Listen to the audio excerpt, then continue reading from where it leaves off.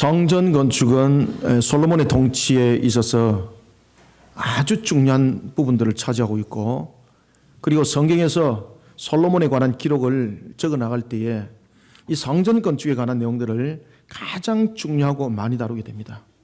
왜냐하면 일반적 건축과 성전 건축에는 뚜렷한, 그리고 솔로몬이 특히 세웠던 그 성전에는 뚜렷한 차이점이 있었기 때문입니다. 어떤 차이점이 있는가? 성전 건축은 두 가지의 큰 관점을 가지고 있었습니다. 첫 번째는 성전 건축에는 하나님의 흔적이 담겨져 있었고요, 두 번째는 하나님의 표현이 그 속에 담겨져 있었습니다.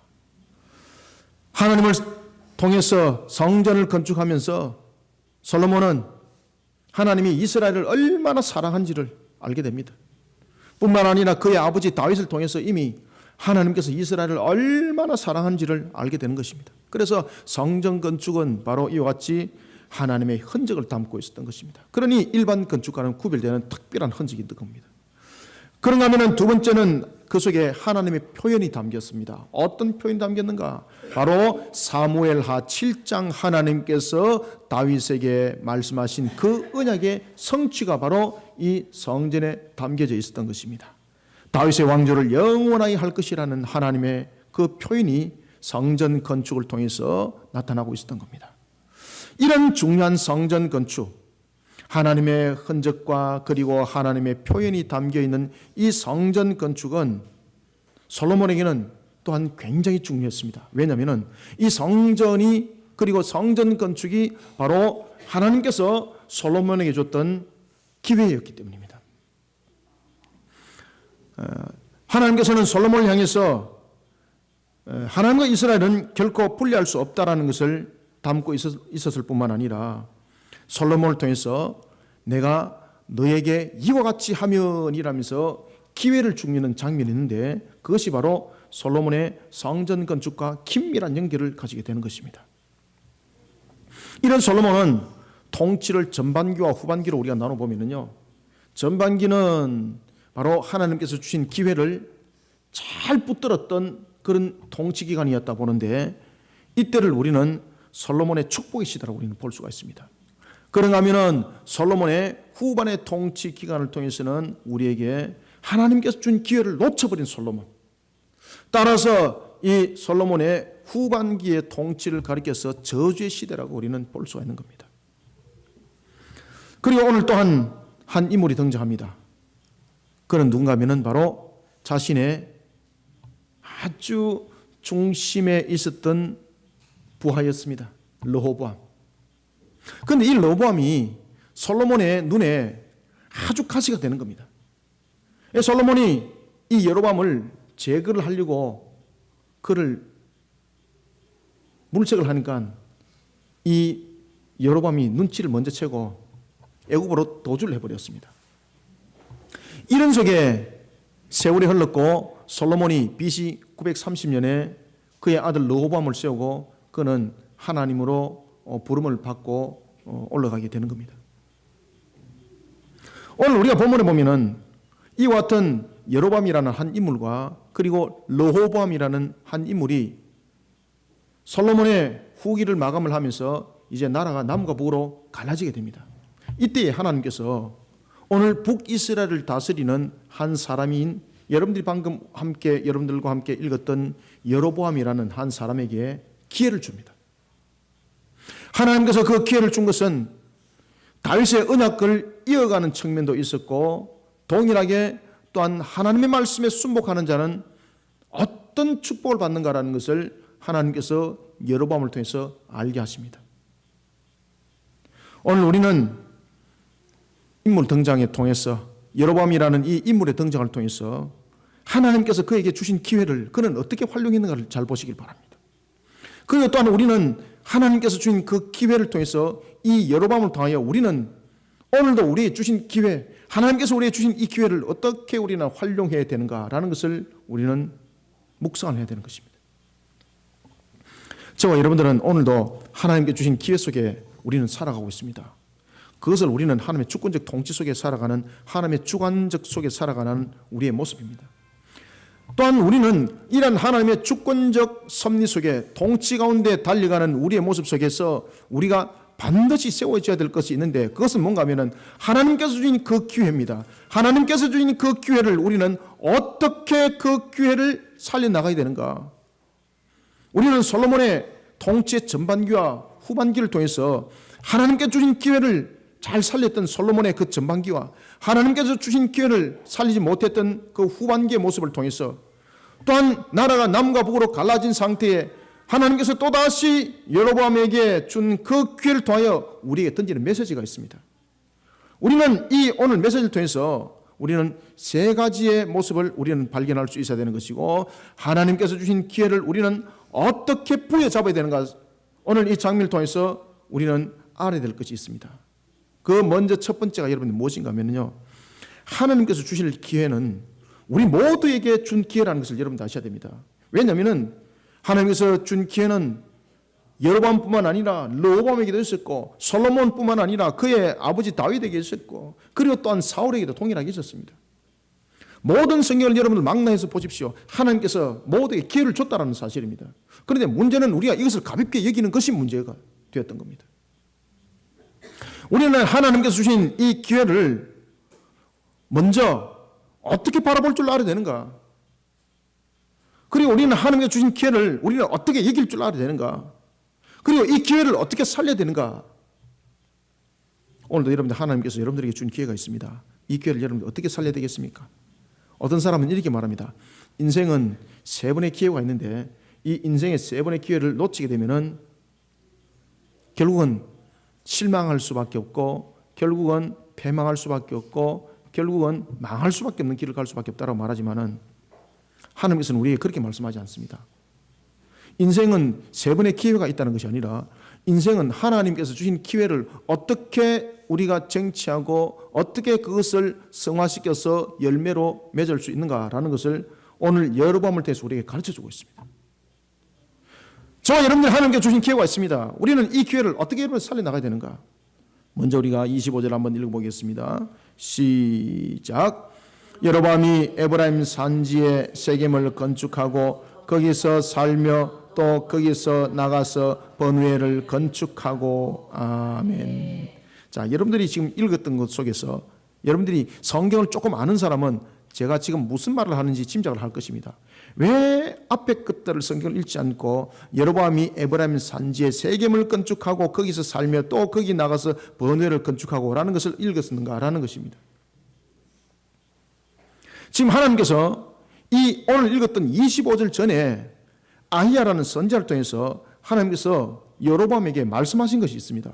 그것은 뭔가 하면은 이미 솔로몬의 죄로 인하여서 우상 숭배를 했던 솔로몬의 죄로 인하여서 나라가 남과 북으로 갈라질 것을 여로보암에게 먼저 말씀을 했습니다. 그리고 난 뒤에 옷을 찢어서 그에게 천조각을 주면서 뭐라고 말씀하시는가 하면은 이렇게 말씀하십니다. 내가 북쪽을 너에게 주겠다는 거죠. 남쪽 예루살렘은 다윗과의 언약의 영원한 언약의 성취, 그 약속의 성취로 인해서 너에게 줄 수는 없고, 남은 북쪽의 지파는 내가 너에게 전부 다 주겠다는 거죠.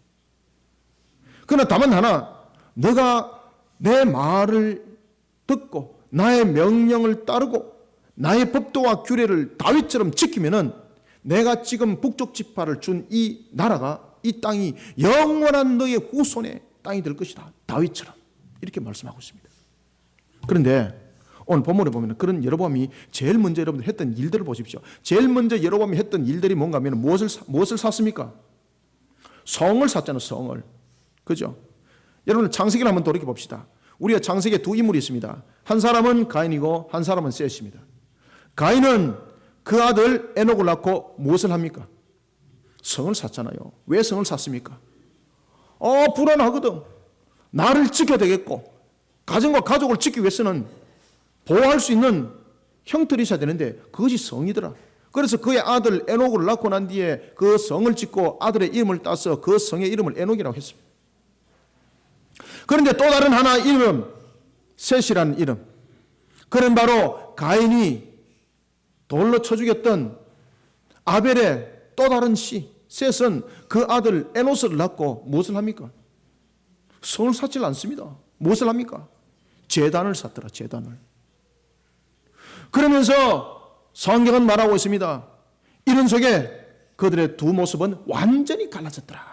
여러분들, 하나님께서 주신 기회를 우리는 어떻게 판단하고 어떻게 우리는 그것을 맞이해야 되는가라는 것은 매우 중요한 것입니다. 이때 제일 먼저 우리에게 필요한 것은 뭔가 하면은 하나님께서 우리에게 분명히 기회를 줬습니다. 그러면 하나님께서 우리에게 기회를 줄 때에 자신의 생각이라는 인간적이라는, 다시 말하면 인본적 판단으로 먼저 계산하면 안 됩니다. 오늘 여러분들이 잘 아시는 것처럼 창세기에서도 보면은 가인이 그의 판단을 합니다. 그리고 그의 판단으로서 야, 우리 가족을 지켜야 돼 이러면서 성을 샀습니다. 그런데 셋은 하나님의 말씀에 복종하고 제단을 샀습니다. 오늘 하나님께서 여로보암에게 분명히 약속을 했습니다. 너가 이와 같이 하면이라고 말씀하면서 내가 그 북쪽의 모든 지파를 너에게 영원히 줄 것이라고 말씀하셨습니다. 그러면 하나님의 속성을 보십시오. 하나님은 변치 아니하십니다. 불변의 속성을 가지고 계십니다. 무한성의 속성을 가지고 계십니다. 전능성의 속성을 가지고 계십니다. 그런 하나님께서 여러분들 여로보암에게 하셨던 그 약속을 어길까요? 지킬까요? 하나님은 뱉은 말씀을 어길 수가 없어요, 여러분들요. 그런데 여로보암은 판단을 하는 겁니다. 자신이 먼저 왕이 딱 되니까 제일 먼저 자신이 왕으로서의 무엇을 해야 되는가를 먼저 고민을 하기 시작하는 겁니다. 아, 내가 왕으로서 나라를 잘 다스려야지. 그러다 보면은 외침을 막아야 되고, 그리고 또한 내란을 막기 위해서는 궁이 튼튼해야 돼. 그리고 또한 외곽의 성을 쌓아서 외침을 막아야 돼. 이 생각을 먼저 한 겁니다. 하나님의 말씀을 먼저 기억하고 하나님의 말씀 속에 여호와의 신앙으로 백성들을 바로 일으킨 것이 아니라 자신의 인간적인 판단으로 자신을 먼저 돌아보게 되는 겁니다. 계산한 거죠. 저와 여러분들 속에 하나님께서 준 기회가 있습니까? 그러면요, 먼저 계산하면 안 됩니다. 계산하면 계산기하고 계산이 안 놉니다, 여러분들. 우리는 1+1은 무엇으로 계산 놉니까? 2밖에 놓지 않습니다. 그런데 놀랄 사실은 하나님께서는 1+1을 통해서 무엇을 말씀하십니까? 갑절을 말씀하신다니까. 갑절이라는 것은 2배 아니라 때로는 이것이 10,000배가 되고 때로는 이것이 10,000,000배로 되는 것이 여러분 갑절이에요. 그러니까 계산기가 두드리니까 1+1은 2, 그 이상 역사를 안 하는 겁니다. 하나님께서 우리에게 가르쳐주고 있습니다. 하나님께서 우리에게 주는 기회가 있다면 제일 먼저 인간적 판단, 인본주의 생각으로 계산하지 말라는 겁니다. 계산하면 계산하는 그 속에 빠지게 되어 있습니다. 따라서 우리는 먼저 첫 번째로 25절부터 27절 통해서 하나님께서 자신에게 주신 기회가 있습니까? 우리 모두에게 준 기회가 있습니다. 이것을 우리는 먼저 인간적인 인본적인 것으로 판단해서 계산해 내려가면 아니 되는 것입니다. 뿐만 아니라 세상의 상식으로 그것을 또한 저울질하면 아니 되는 것입니다. 하나님께서 주신 기회가 인본적 판단으로 계산하지 말고 세상의 상식으로가 아니라 하나님의 말씀에 대한 복종으로 그 기회를 살려나가는 성도들이 되시길 바랍니다. 여러분들 성경 보시면은요, 하나님께서 많은 말씀을 하시는 것으로 여러분들 알고 있는데 절대 그렇지 않습니다. 창세기부터 여러분 요한계시록을 한번 들어보십시오. 창세기부터 요한계시록을 여러분 펼쳐보시면요, 하나님께서는 우리에게 10가지를 통해서 집중적으로 말씀하고 계세요. 그런데 우리가 보면은 저울질하고 판단하다 보니까 많은 각도가 생겨서 가지가 생겨서 성경이 지금 많은 이야기를 하는 겁니다. 하나님께서 여러분들 이스라엘 백성들에게 왜 10계명이라는 두 돌판을 통해서 10계명을 여러분 주시는 거 아십니까? 이 10계명은 우리의 근본입니다. 하나님은 여러분 창세기부터 요한계시록을 보십시오. 10계명을 통해서 계속해서 말씀하고 있습니다. 그런데 우리는 다른 것들로 계산하는 겁니다. 하나님의 말씀을 다른 것들로 계산하는 겁니다. 하나님께서는 말씀하셨습니다. 너희들은 이와 같이 하리라 라고 말씀하시면서 언약 백성을 향해서 그 계명을 말씀하셨고, 그리고 신명기 28장을 통해서 하나님께서 축복에 대해서 말씀하셨습니다. 그런데 우리는 엉뚱한 짓 하더라는 겁니다. 엉뚱한 짓 하더라. 왜 그런 엉뚱한 짓을 했을까요? 계산했기 때문입니다. 계산했기 때문에. 1+1은 2야. 그런데 하나님 말씀 저것은 1+1은 2인데 이 상황이 해결되지 않는데 이 잘못된 거야. 이렇게 판단하게 되어 있는 것입니다. 따라서 우리가 하나님께서 우리에게 주신 기회를 먼저 우리의 상황과 하나님께서 분명히 우리에게 말씀하셨습니다. 그러면 전능하신 하나님, 무소부지하신 하나님께서 우리에게 주신 그 말씀은 반드시 여러분의 성취된다는 믿음을 먼저 가지셔야 됩니다. 그런데 그 믿음을 가지지 못하니까 계산하게 되는 겁니다. 인본적 계산으로 계산기하고 두드리니까 여러분들 에베소서 2장 2절의 말씀처럼 마귀가 그대로 역사를 딱 하는 겁니다. 그러면서 마귀가 이렇게 말합니다. 안 되라고 말해. 그러면서 또 마귀가 이렇게 말합니다. 다른 것 한다고 말해. 오늘 여로보암이 그 짓 한 겁니다. 북이스라엘을 다스리게 된 여로보암은 열왕기상 11장 32절부터 39절에 따르면 솔로몬의 생전에 대한 하나님의 징계였습니다. 뿐만 아니라 다윗과의 언약을 재확인하는 가운데 주어진 사건이었습니다. 이때 하나님께서는 아히야 선지자를 통해서 여로보암에게 북이스라엘 지파를 다스리게 될 왕이 될 것을 예언했습니다. 약속한 거죠. 그리고 또한 자신에게 주어진 기회를 잃지 말라고 이렇게 말씀하십니다. 너에게 준 이 기회가 있으니 너는 이 기회를 어떻게 살리라고 말씀하고 있습니까? 여로보암이 말씀하시기를 이렇게 말합니다. 내가 다윗에게 한 것처럼 하나님의 말씀에, 다시 말하면 내 명예에 너는 순종하고, 그리고 또한 다윗처럼 법도와 규례를 지키는 자가 되어라. 그러면은 내가 다윗에게 사무엘하 7장을 통해서 언약했던 그 언약처럼, 예루살렘을 통해서 언약했던 그 언약처럼 내가 예루살렘을 제외한 나머지 땅을 내가 너에게 전부 다 줄게. 이 약속을 한 겁니다. 그런데 여로보암 속에서 우리가 나타나는 대표적인 것은 하나님께서 우리에게 기회를 주십니다. 말씀을 하시고 약속을 하면서 우리에게 기회를 줍니다. 그런데 우리 속에 나타나는 대표적인 것이 여러분들 뭔가 하면요, 바로 여로보암처럼이라는 모습입니다. 반드시 여러분들 기억하십시오. 하나님께서 저와 여러분들에게 기회를 줬습니까? 그러면 두 번째, 하나님께서는 우리를 저울 위해 달아봅니다. 어떻게 달아보는가? 믿음을 가지고 그 기회를 잡아나가는가? 딱 달아봅니다. 예외가 있느냐고요? 단 한 명도 예외 없습니다. 목사는 예외가 되느냐고요? 천만에 여러분들 더 강력하게 역사합니다. 그래서 여러분들 목사 힘든 거예요, 여러분들요.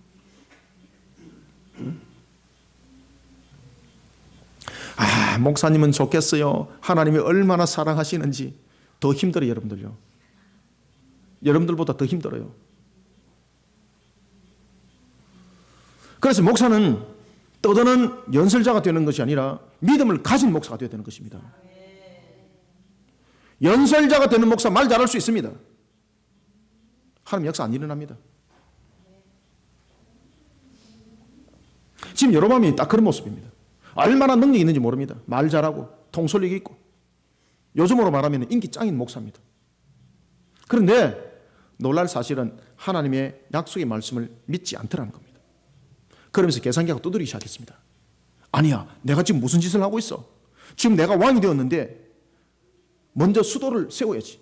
그러면서 그가 제일 먼저 한 것이 뭔가 하면 성을 샀습니다. 성을 사면서 수도를 세겜을 삼고 세겜을 튼튼하게 세울 어떤 외부의 조직도 넘어뜨리지 못하는 성을 딱 세웁니다. 뿐만 아니라 그는 아주 전략이 뛰어난 자였습니다. 그는 북쪽의 에브라임 지파 출신이었는데 아주 여러분들 뛰어난 전략적인 측면에서 아주 뛰어났고, 그리고 북쪽 지파를 전체를 이끌어갈 수 있는 그런 정도로 지도력도 아주 탁월했습니다. 명석했죠. 그러니까 그의 머릿속에 어떤 판단이 주어졌는가 하면 그는 두 번째 성을 샀는데 무슨 성을 샀는가? 바로 버누엘이라는 성을 샀습니다. 왜? 세겜이라는 수도가 무너지지 않기 위해서, 여러분들 댐도 보면은 본댐이 있으면은 본댐이 무너지지 않도록 보조댐을 두는 것처럼 그가 딱 그렇게 계산을 하는 겁니다. 세겜이 무너지지 않도록 버누엘을 철저하게 전략적 요충지에 군사 전략적 성을 딱 세우는데 그것이 바로 버누엘이었습니다. 사람의 눈으로 볼 때 여러분 얼마나 능력이 있습니까? 제가 볼 때도 능력이 있는데, 여러분 성경을 보십시오. 얼마나 능력이 있는지. 우리는 지금 열왕기상 12장만 읽어서 그런데 여러분들 열왕기상 그 전에 11장 읽어보십시오. 이 사람이 얼마나 능력이 있는 사람인지를 알 수 있습니다. 심지어 그가 애굽에 정치적 망명을 했을 때에 애굽의 바로 왕이 그를 인정을 했습니다. 네가 차라리 내 뒤를 이어서 다스릴 왕이 되어라 라고 말할 정도로 인정을 받았던 아주 능력이 있는 사람이에요. 그러나 그런 여로보암에게 큰 문제가 봉착되어졌습니다. 왜? 하나님이 달아봤거든요. 하나님이 우리에게 주는 기회가 있으면 그 다음에 꼭 달아봅니다. 여러분들 저를 가지고. 그것은 바로 자신의 그런 철저한 통치 방식에도 불구하고 백성들의 마음이 자신을 향하지 않더라는 것입니다. 얼마나 여러분들 불안해요.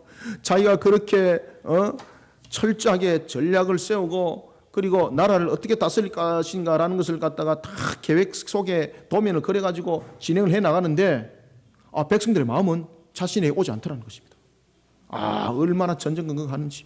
근데 여기서 깨달아야 되는 것이 있는 것입니다. 왜 그런가 하면 하나님께서 뭐라고 말씀하셨습니까? 내가 북쪽 지파를 너에게 줄 것이라 말하였고, 하나님께서는 어떤 말씀을 주셨는가 하면 네가 백성들을 다스려 나가는 데 있어서 너의 기본과 백성들의 신앙의 기본이 있는데 그것은 하나님의 명령을 따르는 것이고 법도와 규례를 지키는 것이었습니다. 하나님께서 다른 말씀하셨습니까? 창세기부터 요한계시록까지 여러분들 한번 돌이켜 보십시오. 우리의 신앙을 바로 세워나가고 우리가 정말로 복된 길로 가는 데서는요 10가지밖에 없습니다. 이 10가지만 바로 하면은 여러분들요 하나님께서 우리에게 이렇게 말씀하십니다. 내가 너를 기뻐하노라. 내가 너를 기뻐하노라. 내가 너와 약속했던 신명기 28장의 그 말씀의 역사를 내가 너를 통해서 이루리라. 이 말씀을 할 수밖에 없어요 여러분들요. 그런데 우리가 26절과 27절 두 절을 한번 읽어봅시다. 시작. 그의 마음에 스스로 이르기를 나라가 이제 다윗의 집으로 돌아가리로다. 만일 이 백성이 예루살렘에 있는 여호와의 성전에 제사를 드리고자 하여 올라가면 이 백성의 마음이 유다 왕 된 그들의 주 르호보암에게로 돌아가서 나를 죽이고 유다 왕 르호보암에게로 돌아가리로다 하고 아멘. 얼마나 능력이 뛰어납니까? 그런데 그에게 무엇이 지금 나타나고 있습니까? 두려움이 나타나는 거죠. 두려움이. 그는 성경은 이렇게 말합니다. 그의 마음에 스스로 이르기를 나라가 이제 다윗의 집으로 돌아가리로다. 왜 그렇습니까? 수도를 세겜으로 정하고 적들로부터 방어선을 구축하는 브누엘까지 만들었습니다. 얼마나 능력이 있습니까? 그런데 문제는 이스라엘이라는 나라가 여러분들이 잘 아시는 것처럼 다윗 이후에 이스라엘이라는 나라의 중심이 예루살렘이었습니다. 왜 이스라엘이 중심이 예루살렘이었습니까? 성전입니다. 성전. 성전에는 무엇이 있었습니까? 하나님의 언약궤가 있었습니다. 하나님의 임재함이죠. 다윗이 여러분이 잘 아시는 것처럼 헤브론에서 7년 반을 있고 난 뒤에 그가 이스라엘의 통합 이스라엘의 왕이 될 때에 그가 제일 먼저 조치를 취했던 것이 뭔가 하면 예루살렘을 점령하는 것이었습니다. 왜냐하면 이 예루살렘은 북쪽 지파와 남쪽 지파의 경계선에 있었는데 그들이 차지하지 못했던 기업이었습니다. 여부수 족속들이 누렸던 그 땅을 다윗이 그 땅을 쟁취를 하면서 제일 먼저 했던 것이 뭔가 하면 언약궤를 그곳으로 옮기는 것이었습니다. 예루살렘은 여러분들 이스라엘의 역사와 그렇게 깊은 관계 있는 그런 지형이 아닙니다. 그런 그곳, 다시 말하면 남과 북이 경계선이 있는 그곳에 그는 이스라엘 백성 12지파를 하나로 만듭니다. 남쪽과 북쪽을 아우러서 하나로 만들 때에 여호와의 신앙이었습니다. 여호와의 신앙. 하나님은 그것을 딱 기뻐했던 거예요. 따라서 이 예루살렘은 다윗 이후에 종교적으로 이스라엘의 중심이었습니다. 정치적 중심지가 되었던 거죠. 하나님의 임재하심.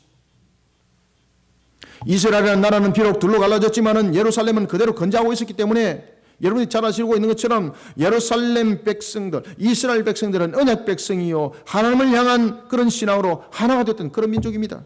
그들의 마음이 어디로 향했습니까? 예루살렘으로 향할 수밖에 없어요, 여러분들요.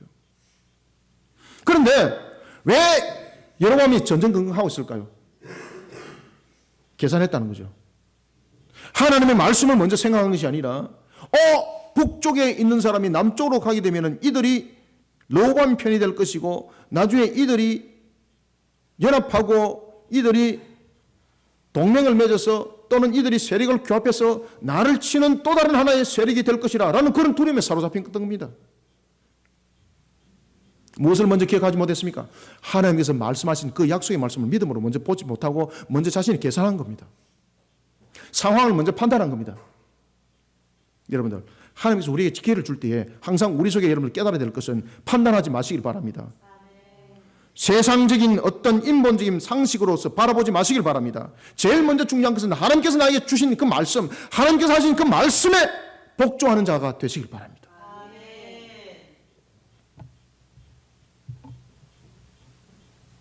여로보암이 얼마나 두려웠겠습니까?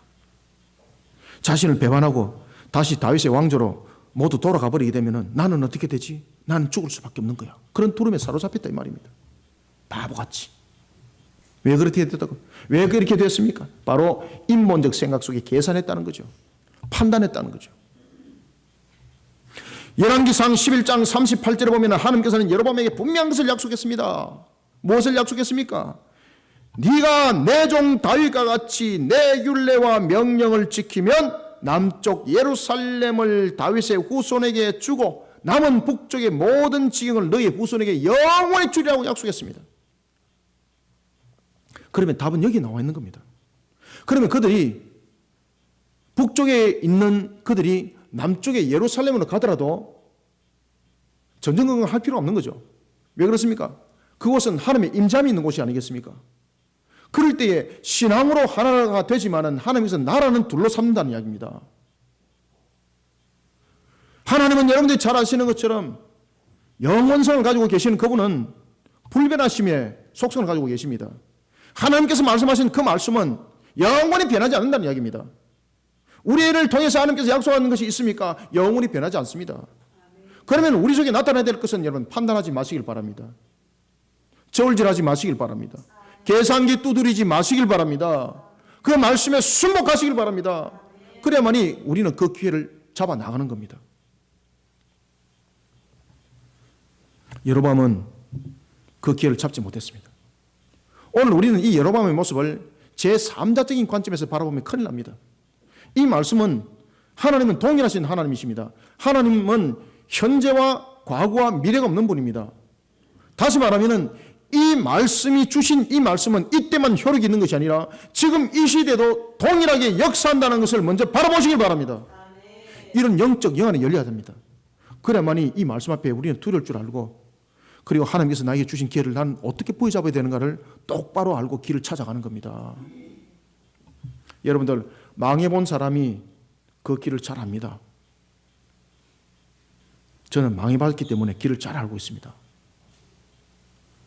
제가 왜 창세기부터 요한계시록에는 10가지를 하나님께서 말씀하신다고 제가 자신 있게 말하는 거 아십니까? 제가 그 길을 걸어봤기 때문에 압니다. 두드려 맞아 본 사람은 아픈 거 압니다, 여러분들. 안 두드려 맞아 보니까 모르는 거예요, 이게. 제가 여러분들 영육간에 얼마나 많이 짓밟힌지 모릅니다. 그러면서 하나님께서 저를 만들어 가셨습니다. 그러면서 하나님께서 깨닫게 하신 것이 있습니다. 내가 너에게 준 기회를 계산하지 마라. 과거에 제가 여러분들요 30년 전에 아주 탁월한 사람이었습니다. 한 30년 전만 해도 정말로 날아다닐 정도로 제가 탁월한 사람이었습니다. 제가 보통 사람들하고 하면은 힘으로서는 제가 못 이기지만 제가 머리 지식으로는 지지를 안 했었습니다. 제가 안 졌습니다. 제가 정말로 제가 탁월한 사람이었습니다. 그런데 무너졌습니다. 한순간에. 무언가 아십니까? 바로 여로보암처럼 했습니다. 여로보암처럼 날아간 겁니다. 한 방에. 이거 말하려면 여러분 오늘 밤까지 이야기 됩니다. 여러분들은 오늘 이 여로보암을 통해서 제3자적인 관점에서 여로보암을 바라보게 되면 여러분들은 무너지게 되어 있습니다. 당사자 관점에서 이것을 보시길 바랍니다. 우리가 성경을 한번 돌이켜 봅시다. 여호수아서 12장 14장 12절을 한번 보십시오. 제가 여러분들 성경 속에서 가장 좋아하는 한 인물이 있는데 그가 누굽니까? 그렇죠. 갈렙이에요. 성경에서는 별로 등장하지도 않는데 제가 여러분들 갈렙을 왜 좋아하는가 하면 제가 여러분들 성경을 연구를 하고 성경을 읽으면서 여러분들 제가요 이 갈렙의 단 하나에 제가 그냥 목숨을 걸은 겁니다. 그것은 뭔가 하면 내가 하나님을 믿겠다는 겁니다. 이 산지를 내게 주옵소서. 주께서 이미 말씀하신 것 내가 하나님과 함께 하면은 주님께서 그들을 물리칠 줄 알고 그 땅이 나의 땅이 될 줄 믿습니다. 자기에게 준 기회를 그렇게 잡아갔던 겁니다. 그것이 바로 갈렙이었습니다. 하나님께서 그에게 주신 그 기회대로 그렇게 믿음을 가지고 행동했습니다. 놀랄 역사는 열매가 그렇게 맺었던 것입니다. 갈렙은 누구보다도 헤브론이라는 땅이 어떤 곳인지 잘 알고 있었습니다. 철거병들이 있었고 아낙 자손과 같은 기골이 장대한 자들이 있었고 그 성은 초롱성이었습니다. 그 당시에 이스라엘의 그 모습으로는 무너뜨릴 수 없는 그런 지경이었습니다. 그런데 그는 이렇게 말합니다. 나에게 주십시오. 주께서 나에게 약속하셨습니다. 하나님께서 나에게 기회를 줬다는 거지. 하나님께서 나에게 준 기회 믿음으로 나는 가겠다는 거죠. 왜? 전능하신 하나님, 불변하신 하나님, 40년 전에 하나님도 지금의 하나님, 동일하신 하나님, 그 하나님이 나와 함께하면 못 이룰 곳이 없다고 그는 가는 것입니다. 그런 갈렙 속에 여러분 어떤 역사가 일어났습니까? 갈렙은 40년 전 하나님께서 모세를 통해 자신에게 준 그 기회를 인본적으로 판단하지 않았습니다. 세상의 상식으로 보질 않았습니다. 왜냐하면 세상의 상식으로 보면 그곳은 가면 안 되는 곳이었기 때문입니다. 그러나 갈렙은 하나님의 말씀에 대한 복종으로 그 기회를 살려버립니다. 놀랄 역사가 일어났습니다. 바로 그는 그 기회의 주인공이 되어버렸습니다. 헤브론이 그의 땅이 되어버린 것입니다. 그의 후손의 땅이 되어버린 것입니다.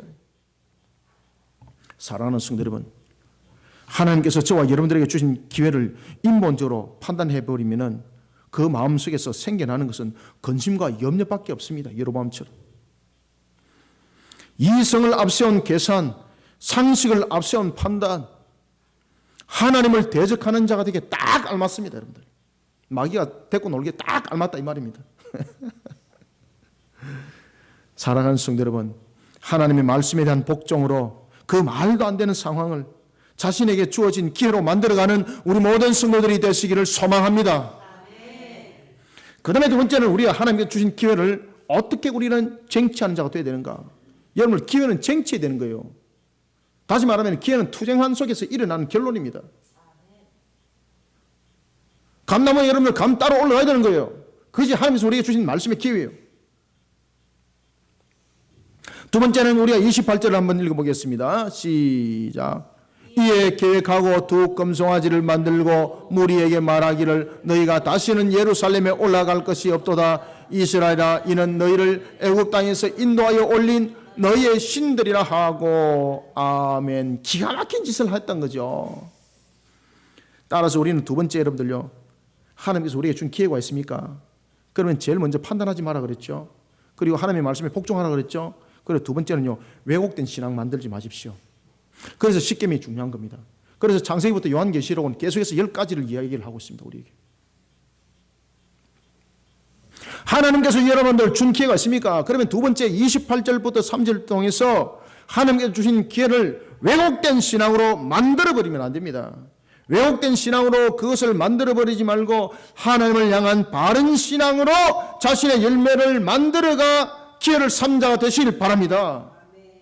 하나님께서 저와 여러분들에게 기회를 줬습니다. 그러면 우리가 제일 먼저 생각해야 될 것은 주께서 말씀하셨습니다. 너가 무엇이 필요하고 무엇이 있을 것인지 내가 이미 알고 있다. 그러니 너는 무엇을 하라? 먼저, 그렇죠, 그의 나라와 그의 의를 구하라 딱 그랬지 않습니까? 그것은 무슨 말씀입니까? 신앙을 바로 세우라 이 말입니다. 신앙을 바로 세우라. 네가 물질 향해서 달려가고 어떤 목적을 향해서 너에게 준 기회를 그렇게 만들려 하지 말고, 여러분들 하나님은 우리 능력 없음을 이미 알고 있습니다. 우리의 부족함을 이미 알고 있습니다. 그런데 놀랄 사실은 능력이 없는 속에 능력을 더하게 하시고 부족함이 있는 우리에게 충만함의 역사로 일으키시는 것이 하나님이십니다. 그런데 하나님께서 우리에게 말씀하시는 것은 무엇인가 하면요, 신앙을 바로 세우라는 것입니다. 여러분들, 신앙 바로 세워서 정말로 세계적인 기업을 일으킨 사람들이 얼마나 많은지 모릅니다. 그 대표 가운데 한 사람이 존 워너메이커였습니다. 그는 신앙 하나로 여러분들 세계의 갑부가 한 사람이었습니다. 성경에 보면 여러분들 신앙 하나로 자신의 인생을 완전히 바꾼 한 사람이 있습니다. 다윗이었습니다. 환난과 역경 속에서 다윗을 보십시오. 시편을 보십시오. 그 한 것은 오직 하나님을 향해서 신앙을 바로 세우는 것밖에 없었습니다. 그런 그를 하나님께서 왕으로 세우고 그런 후손을 하나님께서 축복하시고,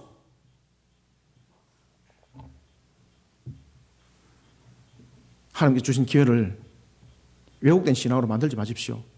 그래서 10계명을 잘 지키라는 이야기입니다. 하나님께서 우리에게 말씀하십니다. 안식일을 거룩하게 지키라. 그러면은 우리 머릿속에 야, 주일날 영업하게 되면은 무엇이 장사가 잘 되고 이익이 얼만큼 남을 것이고 이런 계산과 판단을 하지 말고 안식일을 거룩하게 지킬 수 있는 신앙이 먼저 되시길 바랍니다. 그러면 주께서 말씀하십니다. 내가 갑절로 줄 것이라. 이스라엘 백성들은 자신들의 조상이었던 모세시대 시내산 언약을 통해서 맺었던 이 3대 절기의 준수 너무나도 중요했습니다. 왜냐하면 그것이 신앙의 형틀이기 때문입니다. 바로 6월절도 그렇고 그리고 또한 7절절도 그렇고 장막절도 그렇고 이것이 얼마나 중요한지 몰랐습니다. 왜냐하면 이 하나님께서는 3대 절기를 통해서 이스라엘 백성들에게 말씀하시기를 이렇게 말씀하셨습니다. 너희들이 이 절기에 나를 보도록 하여라. 나를 보도록 하여라. 그런 예루살렘을 가는 것을 여로보암은 무엇으로 생각하고 있었습니까? 자신의 권력 누수 현상으로 여겼던 것입니다. 그러니까 하나님께서 보시기에 얼마나 기가 찬지 모릅니다. 그럼 그가 머릿속으로 얼마나 고민을 많이 했겠습니까? 오늘 여러분들 28절을 한번 주목해 보십시오. 특히 28절을 보면 이렇게 말합니다. 이외에 계획하고, 무슨 계획합니까? 아시겠죠? 그래서 성경을 여러분들 군데군데 주목을 잘 하셔야 됩니다. 주목을 잘 하시면 답들이 딱 나오게 되어 있습니다. 무엇을 계획했다는 이야기입니까? 이 계획했다는 이야기는 하나님의 말씀에 대해서는 기억하지 아니하고 하나님께서 말씀하신 것을 잊어버리고 그 말씀 속에서 담겨 있는 것을 신앙으로 세워져 나가지 아니하고 오히려 왜곡되게 만들어갔다 이 말입니다. 이외에 계획하고 고민 많이 했다는 겁니다. 이외에 계획하고 답을 얻었다는 이야기예요. 그 다음에 어떤 답을 얻었습니까? 그가 두 가지 답을 얻었습니다. 첫 번째는 바로 북쪽만의 형틀을 맞춘 절기를, 그리고 북쪽 백성들만을 위한 제단을 쌓는 것이었습니다. 아, 맞아. 바로 이것이야. 바로 이것이야. 이야, 계획하고 멋진 거 짜낸 겁니다. 죽을 일을 한 겁니다.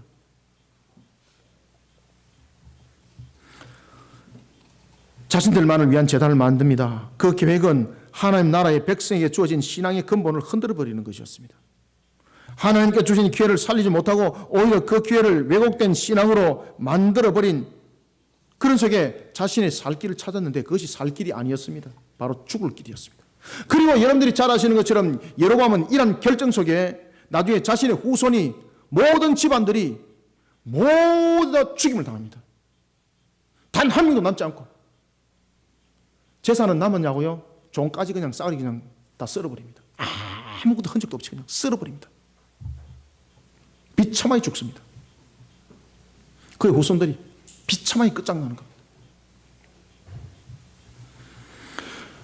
여로보암은 모든 절기를 자신들의 형편에 맞추고 이것이 성전이다 라고 말하면서 남쪽 끝에 베델인 그리고 북쪽 끝인 단에 제단을 세웁니다.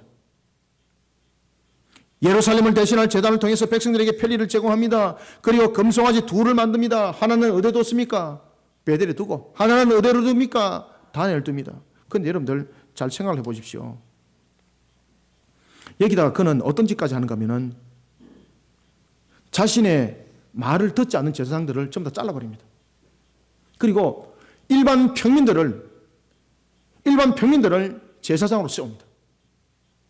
자신의 순복하는 종들로만 모든 것을 만들어갑니다. 하나님의 음성을 전하는 것이 아니라, 하나님의 음성을 들어서 말하는 것이 아니라 자기의 음성을 듣고 자기의 명령에만 따르라는 겁니다. 성경 속에서 말하고 있는 그 말씀이 아니라. 그러면서 신앙을 왜곡시키게 만들어버려요. 우리가 28절부터 30절 한번 읽어봅시다. 시작. 이에 계획하고 두 금송아지를 만들고 무리에게 말하기를 너희가 다시는 예루살렘에 올라갈 것이 없도다. 이스라엘아, 이는 너희를 애굽 땅에서 인도하여 올린 너희의 신들이라 하고 하나는 베델에 두고 하나는 단에 둘지라. 이 일이 죄가 되었으니 이는 백성들이 단까지 가서 그 하나에게 그렇죠, 경배함이더라. 아멘. 신앙을 왜곡시키게 만들어서 백성을 전부 다 병들게 만들어버리다니. 그러면서 백성들을 전부 다 죽게 만들어. 백성들을 전부 다 심판받게 만들어버려. 여러분들, 그런데 왜 그가 이런 고민을 했을까요? 왜 고민하면서 이런 결정을 내렸을까요? 그런데 백성들한테 굉장히 큰 호응을 받았습니다. 왜냐하면요, 이 베델과 단이 굉장히 중요한 장소였기 때문입니다. 여러분들, 예루살렘이 중요할까요? 베델이 중요할까요? 역사적으로 베델이 중요합니다. 여러분들, 왜 그렇습니까? 창세기 12장과 그리고 창세기 28장에 보면은 이 베델은 어떤 곳인가 하면은 바로 자신들의 조상이었던 아브람, 그리고 이스라엘의 12지파의 조상이었던 야곱이 그곳에 무엇을 했습니까? 제단을 쌓은 곳이라니까. 제단을 쌓은 곳. 그러니까 역사적으로 얼마나 중요해요. 예루살렘이 중요해요. 여러분들, 베델이 중요해요. 그럼요. 그것을 결정했다는 이야기입니다. 고민하면서. 그러니까 얼마나 그가 박수 치겠습니까? 맞아 이것이야. 그러면서 그가 휘바람 불면서 그가 안 했겠습니까? 그것이 바로 죽을 짓이라는 겁니다. 신앙을 왜곡되게 만드는 첫걸음. 그러면서 또 단은 어떤 곳입니까? 단은요, 저 북쪽 끝인데 당시에 사사시대에 조상들이 거기다가 산당을 쌓고 그리고 제사장들이 소유했던 그런 곳이었습니다. 그런데 문제는 그곳이 우상 숭배가 밀집했던 곳이었습니다. 그러니까 종교적인 굉장히 중심적인 땅이었습니다.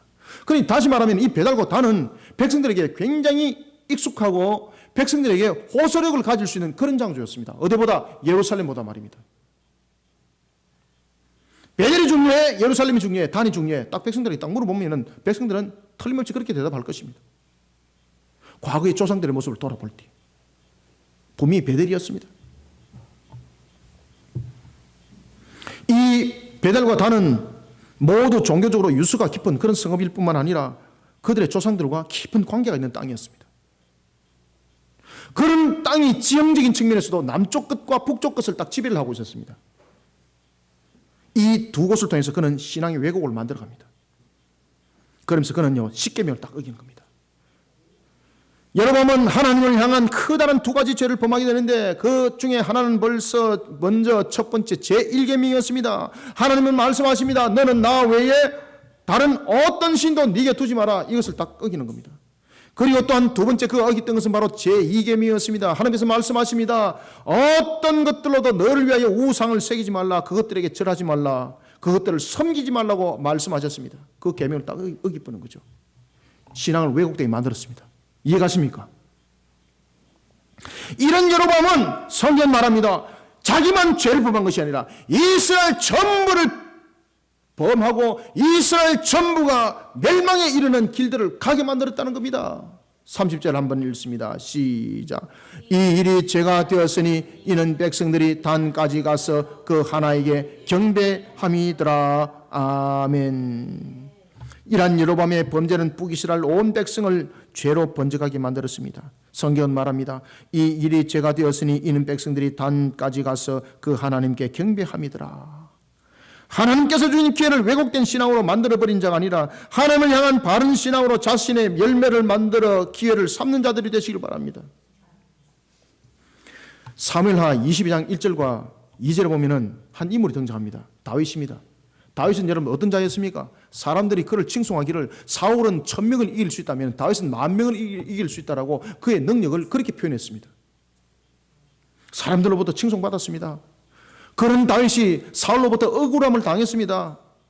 그러면서 그가 억울함을 당하고 쫓겨갈 때도 성경을 보십시오. 시편을 보십시오.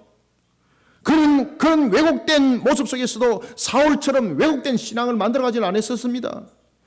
그런 속에서도 그는 모든 문제들을 풀어나갈 때 하나님을 향한 바른 신앙으로 그를 만들어가고 또한 이런 모습을 통해서 하나님이 자신을 다시 한 번 더 생각하고 회개한다는 것을 알고 오히려 주님 앞에 무릎을 꿇고 용서를 구하고 하나님 나를 하나님의 모습으로 나를 만들어 주옵소서.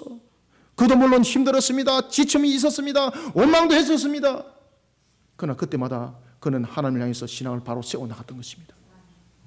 그런 그가 정말로 사람들이 볼 때에는 가망 없는 땅 아둘람에 그가 숨어 살게 되었습니다. 그런데 놀란 사실은 그가 그렇게 억울하게 쫓김을 당하고 사람들로부터 그렇게 배반을 당할 때도 그는 사울처럼 자신의 신앙을 왜곡되게 팔아먹지를 않았었습니다.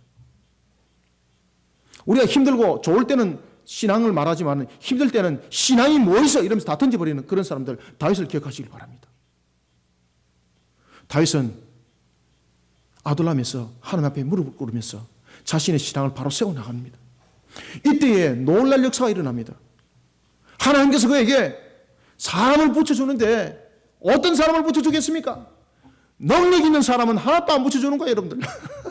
성경은 이렇게 말합니다. 하나님께서 그에게 400명 가량을 붙여주는데 어떤 사람인가? 제가 여러분들 새벽기도 때 했던 이 내용 똑같습니다. 그래서 제가 여러분들에게 한 말씀 드렸지 않습니까? 제가 수요일 날 새벽기도 드리는데 하나님, 그때 우리 교인들 아무도 없을 때 하나님, 제가 개척한 지 2년이 넘었는데 교인이 아무도 없고 저는 개척에 아무도 없이 개척했거든요. 도와주는 사람도 아무도 없이 그냥 무작정 개척했었습니다. 하나님께서 하시라 그래서 했었습니다. 그 말씀에 순복했거든요. 그래서 저는 개척해서 교회에서 2년 반을 묵고 자고 했었습니다. 예배당이 나의 집이었었습니다. 그걸 먹게 됐습니다. 그런데 변함이 없었습니다. 그때 새벽기도 때 제가 이렇게 말했습니다. 하나님, 언제가 끝입니까? 그날이 수요일이었습니다. 하나님 어찌하오리까? 막 몸부림치니까 하나님께서 누가복음 말씀을 주시는 거예요. 목소리가 너무나도 뚜렷해요. 이게 그 말씀이 뭔가 아십니까? 내가 너에게 사람을 붙여주겠다는 거죠. 어떤 사람? 가난한 자, 헐벗은 자, 저는 자, 병든 자를 붙여줄 것이니. 기가 막히잖아. 그러나 하나님 그거 말고 좀 능력 있는 사람 붙여주시고, 좀 이렇게 일할 수 있는 사람 붙여주지. 이렇게 내가 지금 절망해가지고 쓰러지가 있는데 병든 자, 저는 자, 가난한 자, 이런 자를 내게 붙여서 내가 도대체 어떻게 하란 말입니까? 제가 막 한탄했다니까요. 근데 놀랄 사실은 그날 수요일날 진짜 사람을 한 명 보내주신 거예요. 여러분 아시죠? 그분 저 지금 인천에 가 계시는데, 와, 제가 뒤로 넘어지는 줄 알았습니다. 그 말씀 그대로. 그래서 제가 그날 그랬습니다. 하나님 새벽 기도에 이 말씀이 맞으면은 오늘 수요예배 때 사람을 꼭 한 사람 보내주실 때에 이 해당되는 사람을 보내주십시오. 딱 그 사람 보내준 거예요. 제가 뒤로 넘어진 줄. 그런데 여러분 그것이 얼마나 큰 복인 줄 제가 그 이후에 알았습니다. 그것이 답이었습니다. 제가 기도할 때 어떤 입술이 열렸는가 하면 이런 입술이 열렸습니다. 하나님, 우리 그리심 교회에 오는 이들마다 은혜 받게 하시고, 하나님 병든 자는 나음의 역사 있게 하시고, 가난한 자는 그 물질의 회복이 있게 하시고, 신앙이 낙담한 자는 주께서 일으킴이 되게 하여 주옵소서. 바로 그 기도였거든요. 그러니까 그 기도대로 하나님께서 내게 주신 거예요. 나중에 보니 그게 딱 맞더라고요. 다윗에게 그렇게 하나님께서 사람 붙였습니다. 어떤 자를 붙였다고요? 바로 사무엘하 22장 1절과 2절을 보면 여러분들요, 그는 하나님께서 사람을 붙이는데 400명을 붙이는데 누구를 붙였습니까? 환난 당한 자. 환난 당한 자. 그다음에 두 번째 어떤 자? 빚진 자. 빚진 자. 환난 당한 자, 빚진 자, 그리고 마음이 원통한 자. 똑바른 사람이 하나도 없어요, 여러분. 그런데 놀랄 사실은요, 그렇게 해서 하나님께서 그곳에서 600인의 용사를 만들어 버리는 거예요. 그리고 이들 통해서 하나님께서 다윗과 함께 영원한 왕국을 세우는 일에 충성된 종으로 만들어 버려요. 그리고 하나님께서는 더욱더 놀랄 사실은 이 600인의 용사를 축복을 하시는 거예요. 가난한 자를 하나님께서는 회복시키시고, 원통한 자를 하나님께서는 회복시키시고, 그래서 그 속에서 여러분들 30인의 용사를 만드시고요, 그 후손들을 하나님께서 축복하셔가지고 영원한 복된 길들을 성전에서 섬기게 만드시고 그 길들을 열어주시더라는 거죠. 기회를 잘 잡으라는 거죠. 하나님의 신앙으로 기회를 줬을 때에 우리가 다른 궁리하지 말고 나의 모습 속에 신앙을 바르게 먼저 세워나가는 성도들이 되시길 바랍니다. 그러면 하나님께서 다윗처럼 400인의 용사를 붙여줘서 600인의 용사 되게 하시고, 이들을 통해서 이스라엘이라는 왕국을, 통일 왕국을 그에게 허락하시고 세우게 했던 것처럼 역사를 동일하게 일으킨 줄 믿으시길 바랍니다. 신앙을 바로 세워. 오늘도 여러분들 환난 속에 하나님께서 저와 여러분들에게 기회를 줬습니까? 신앙을 먼저 바로 세우는 모습들이 되시길 바랍니다. 그렇게 해서 그 다음에 오신 분이 누군가 하면 바로 우리 윤봉술 집사님, 그 다음에 신석순 집사님이었습니다. 두 분이 주일날 오셨는데, 세 분이 오셨거든요. 두 분이 오셨는데 뭐라고 말하는가 하면은, 그때 뭐 교인도 아무도 없고 제 혼자서 주여 주여 하고 엎드리고, 그렇죠, 엎드리고 있는데 보니까 아이고 저 사람 맞네, 저 조현우 목사 맞네 그러더라고요. 그러고 난 뒤에 예배 다 드리고 난 뒤에 두 분이 뭐라 그러는가 하면은, 교회 보니까 너무 텅 비어 있거든. 목사님 힘내세요, 우리가 또 놀러 올게요. 놀러 오신다는 분이 여러분 우리 교회 집사님이 되신 거예요, 여러분들요. 주일 성수 제일 잘하세요, 두 분요. 얼마나 감사한지 여러분 아시겠습니까? 병든 자, 저는 자, 환난을 당한 자를 갖다 통해서 우리 교회를 세우는데 기가 막힌 거야 이거. 이 말씀 그대로, 이 말씀도 그대로 여러분들 아시겠습니까? 그 누가복음 그대로 하나님께서 나에게 누가복음 14장을 통해서 주신 그 말씀대로 역사가 일어나더라는 겁니다. 그러니 우리 윤봉수 집사님 쓰러졌을 때 하나님 보십시오. 어떻게 이렇게 씁니까? 놀랄 역사를 이렇게 세우는 거 여러분 보셨지 않습니까? 신앙을 바로 세워 나가면 됩니다. 우리의 준 기회가 있습니까? 그러면 우리의 몫은 신앙을 바로 세워 나가는 겁니다. 이런 속에 하나님이 위해서 주시는 은혜의 열매를 마음껏 맺어가는 저와 여러분들이 되시기를 소망합니다.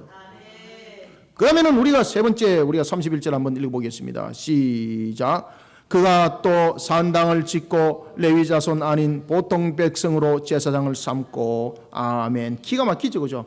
레위인들 다 잘라버리고 보통 사람으로 제사장 삼고 그 다음에 절기를 바꿔버립니다. 이게 뭔가 하면요, 하나님의 주권을 무시하기 때문에 그렇습니다. 그러면 세 번째는 우리는 어떻게 되는가? 하나님의 주권을 무시하는 자가 되서는 안 됩니다. 하나님께서 우리에게 주신 기회가 있습니까? 그러면 하나님의 주권을 인정하는 자가 되시길 바랍니다. 하나님의 뜻을 무시하고 그 뜻을 그릇되게 만드는 것 가운데 대표적인 것이 하나님의 주권을 인정하지 않기 때문에 그런 겁니다. 하나님의 주권적 섭리를 믿으시길 바랍니다. 우리의 모든 생업을 통해서, 우리의 모든 삶을 통해서, 우리의 모든 학업을 통해서 하나님의 주권을 세우시길 바랍니다. 그러면요, 하나님이 우리를 이렇게 세워주세요. 따라서 우리는 31절부터 33절 마지막으로 하나님의 뜻을 무시하거나 그 뜻을 그릇되게 만들어가는 자가 아니라 하나님의 주권을 세상 가운데 바르게 세워나가면서 하나님께서 자신을 이렇게 세워주도록 기회를 만들어가는 우리 모든 성도들이 되시길 바랍니다. 하나님이 저를 이렇게 세워줬잖아요. 여러분이 잘 아시지 않습니까? 영육간에 완전히 저를 무너뜨리고 난 뒤에 하나님께서 신앙으로 세우고 그리고 하나님께서 저를 이렇게 세우셨습니다. 앞으로 여러분들 우리 거리심교회 그리고 제가 어떻게 되는지 앞으로 2년 뒤에 한번 보십시오. 목사님 또 2년 뒤에 또 쫓겨나가는 건 아닙니까? 여러분들 2년 뒤에 어떤 역사가 일어나는가 보십시오. 하나님께서 놀랄 역사를 일으킬 것입니다. 우리는 하나님의 주권을 우리의 모든 것을 통해서 세우고 그리고 하나님이 우리를 이렇게 세우는 모습이 되어야 되는 것입니다. 여로보암은 자신의 왕권 유지를 위해서 예루살렘을 향하고 있던 이스라엘 백성들의 민심 이반을 두 금송아지 우상과 성전을 대신할 베델과 단을 세워 막습니다. 그것을 막는다고 되나? 그 행동은 바로 뭔가 하면 하나님의 주권을 짓밟는 행동이에요. 하나님의 성전이 아닌 곳에서 예배를 주관하던 그 모습을 거부하는 레위인들을 전부 다 배격시켜버립니다. 성전이 아닌 곳에서 예배를 주관하기를 거부하는 레위인들을 배격시켜버리고 자신의 신복처럼 움직일 수 있는 그런 일반 사람을 제사장으로 세웁니다. 하나님의 주권을 짓밟아버리는 거죠. 기가 막힌 죄를 범하는 겁니다. 갈 때까지 간 겁니다. 갈 때까지 간 이 여로보암의 다음 카드는 뭔가 아십니까? 절기를 또 바꾸는 겁니다. 이 행동들은 전부 다 하나님의 주권을 전부 다 인정하지 않는 겁니다. 여로보암의 이와 같은 모습은 마치 에덴 동산에서 여자로 하여금 하나님을 향하여 죄를 범하도록 유혹했던 창세기 3장의 사탄의 모습과 흡사했습니다. 그는 하나님께서 제정하신 7월 15일이라는 장막절의 그 절기를 자신의 소기의 목적 달성을 위해서 그 날짜를 8월 15일로 바꿔버립니다. 저는 8월 15일이라면은 음력과 양력이 참 기억이 남습니다. 음력으로 8월 15일 그러면 추석인데 우리가 양력으로 말하면 8월 15일은 민족해방입니다. 그런데 또한 8월 15일은 저희 집에 보면은 생일이 집중되어 있는 날입니다. 그래서 저는 그날을 참으로 관심 깊게 저는 볼 수밖에 없습니다. 이 날짜를 바꾼다는 것은 여러분들 아시겠습니까? 날짜를 바꾼다는 것은 그 주권을 인정하지 않는다는 겁니다. 여러분들 태어난 생일 날짜 바꿀 수 있습니까? 바꿀 수 있겠지, 그죠? 내 마음대로 그냥. 저와 여러분들의 이름이 있습니다. 그 이름을 바꿔버렸습니다. 바꿀 수 있습니다. 그런데 이유가 있어야 되는 거죠. 지금 그가 절기를 바꿨습니다. 왜 바꿨습니까? 하나님께서 제정하신 절기를 바꿨습니다. 하나님께서 제정하신 절기, 하나님께서 말씀하신 것은 바꿀 수 없습니다. 그런데 그가 그걸 바꿨습니다. 그건 무엇을 말하고 있는 겁니까? 하나님의 주권을 이제 인정하지 않는다는 겁니다. 하나님의 언약을 돌아보기로 했던 그 백성들의 모습을 돌아보지 않도록 자신들의 형편을 돌아보는 그런 모습 속에 하나님을 그저 하나의 양님처럼 보도록 그렇게 하나님을 섬기도록 만드는 기가 막힌 방법을 그가 썼던 겁니다. 그것이 바로 장막절의 날짜를 옮기는 것이었습니다. 왜냐하면 이 장막절의 날짜가 추수가 마지막 거두는 이 날짜가 남쪽 중심으로 되어 있었기 때문에 북쪽의 날짜하고는 잘 맞질 않았었습니다. 그러니까 여로보암이 고민을 했던 겁니다. 어떤 고민을 했습니까? 백성들에게 호응을 얻어야 되고 그러면서 남쪽과 북쪽을 구분하여서 완전히 선을 자르기 위해서는 북쪽이 추수가 늦거든요. 그러니까 이 추수를 장막절에 대한 추수를 8월 15일 그 절기를 북쪽으로 맞춰버린 겁니다. 백성들에게는 종교적인 명분과 그리고 실리적인 명분 모두를 다 얻은 겁니다. 그런데 그 중심에는 진정 하나님은 없었습니다. 하나님의 주권을 짓밟아 버렸습니다. 그러니 하나님이 그를 심판했던 겁니다. 그의 모든 후손들을 심판했던 겁니다.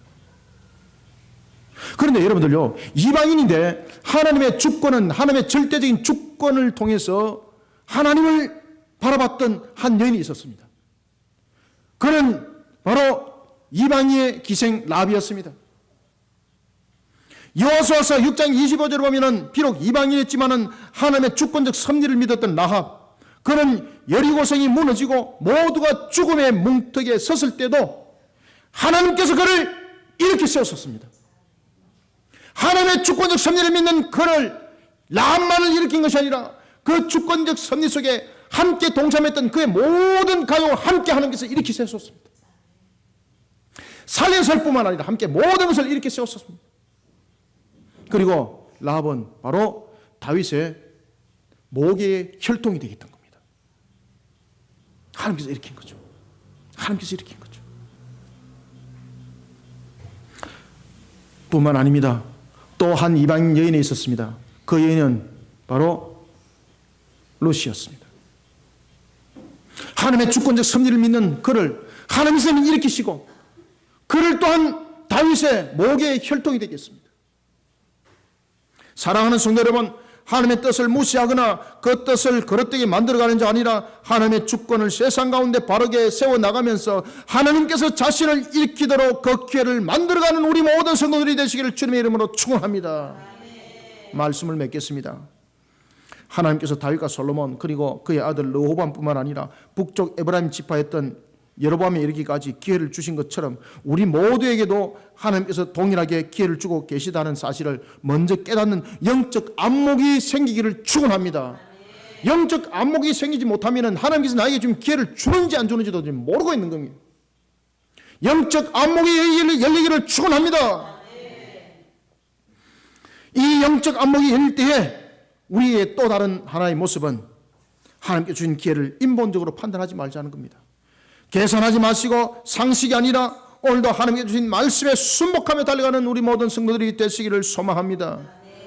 하나님께서 어려운 환경을 통해서 응답하지 않는 것이 아닙니다. 어려운 환경을 통해서 오히려 우리에게 기회를 주고 있는 것입니다.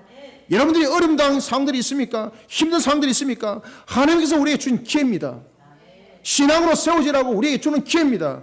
하나님의 절대적 주권을 그 모든 모습을 통해서 세우라고 우리에게 준 기회입니다.